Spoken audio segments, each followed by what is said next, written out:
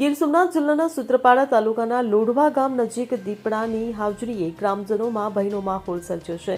લોઢવા અને પ્રશ્નાવડા ગામ વચ્ચે આવેલા ભૂતેશ્વર મંદિર નજીક દીપડો જોવા મળ્યો હતો.